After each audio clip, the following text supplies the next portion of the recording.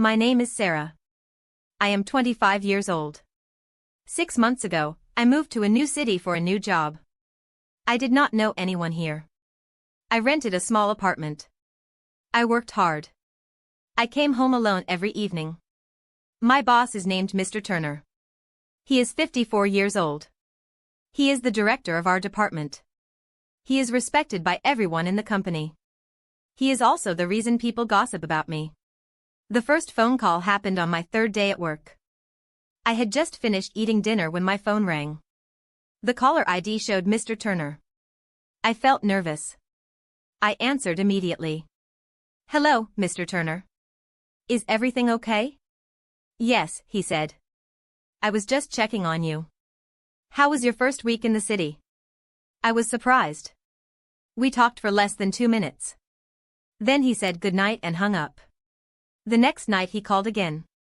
This time he asked if I had found a grocery store near my apartment. The call lasted less than a minute. Then he wished me a good evening and hung up. The same thing happened the following night. Soon the calls became part of my routine. Every evening at 8:30 p.m., my phone rang. Sometimes he asked if I had eaten dinner. Sometimes he asked how work was going. Sometimes he simply asked if everything was okay. The calls were always short. They were never personal. They were never inappropriate.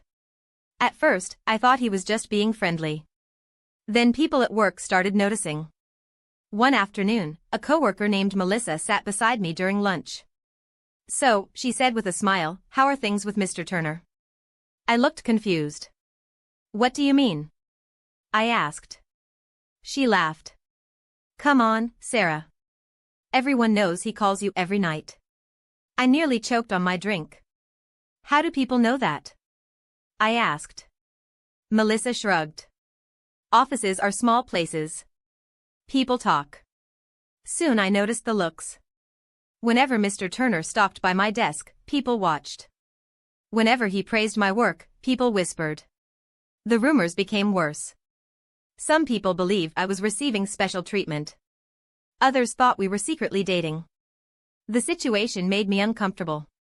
Mr. Turner never acted in a romantic way, but the gossip continued. One evening, I decided to ask him directly. "Why do you call me every night?" I asked. There was silence on the phone for a moment. Then he said, "You live alone in a new city. I just want to make sure you are okay." His answer sounded honest, but it did not explain everything. A few weeks later, I missed one of his calls. I was taking a shower and left my phone in the bedroom.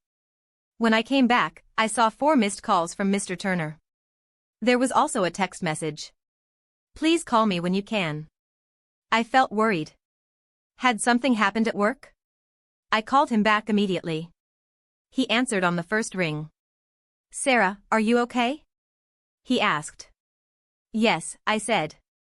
I was in the shower. "Why?" There was a long pause. Then he sighed with relief.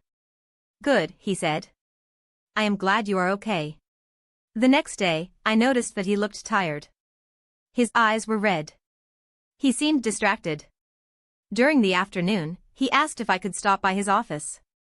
I expected a discussion about work. Instead, I found him looking at a framed photograph on his desk.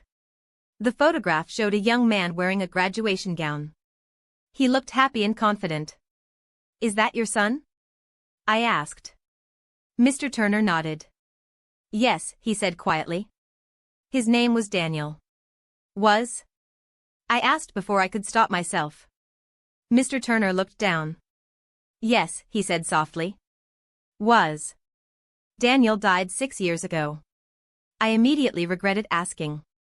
"I am sorry," I said. Mr. Turner shook his head. "It is okay," he replied. Most people do not know about him.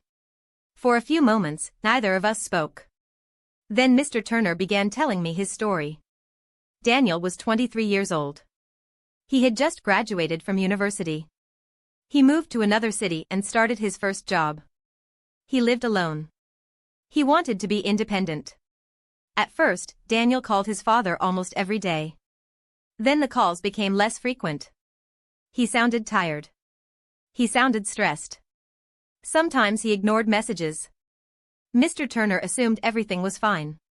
One evening, Daniel did not answer his phone. The next day, he did not answer either. Mr. Turner thought he was busy. Young people are busy, he told himself. They have their own lives. 3 days later, police officers knocked on Mr. Turner's door. Daniel had been struggling with severe depression. He had been suffering alone. By the time help arrived, it was too late. Mr. Turner's voice shook as he spoke. I keep asking myself the same question, he said. What if I had called again? What if I had driven there? What if I had paid more attention? I felt tears in my eyes. Suddenly, every phone call made sense. The concern. The questions. The missed call panic. None of it was about control. None of it was about romance. When you joined the company, Mr. Turner continued, I learned that you had moved here alone. You reminded me of Daniel. Not because you looked like him, but because you were starting over in a strange city with no family nearby. He looked away from the photograph. I promised myself that if I ever saw someone struggling alone, I would not ignore it. Sometimes people need to know that somebody cares. For the first time, I understood the truth. People thought my boss was calling because he wanted something from me. The reality was much sadder. Every phone call was a conversation he wished he could still have with his son. After that day, the gossip no longer bothered me. People still whispered. They still made jokes. But they did not know the story behind those phone calls. One evening, before Mr. Turner could call, I sent him a message first. It said, I had dinner. Work went well. Everything is okay. Thank you for checking on me. A few minutes later, he replied with a simple message. Good. Sleep well. 2 years have passed since then. I am no longer the new employee. I have friends in the city. I have a better apartment. I am doing well. Mr. Turner still calls sometimes, though not every night anymore. Recently, a young employee joined our department. She moved here from another state. She looked nervous on her first day. One evening, I sent her a message. Did you make it home safely? A few seconds later, she replied. Yes. Thank you for asking. People thought my boss called me every night because he was in love with me. They were wrong. He was a father who had lost his son. He carried that grief every day. But instead of letting it make him bitter, he turned it into kindness.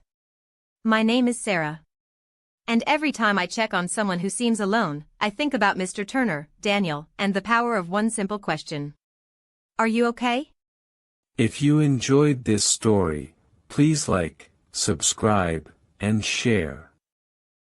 See you in the next video.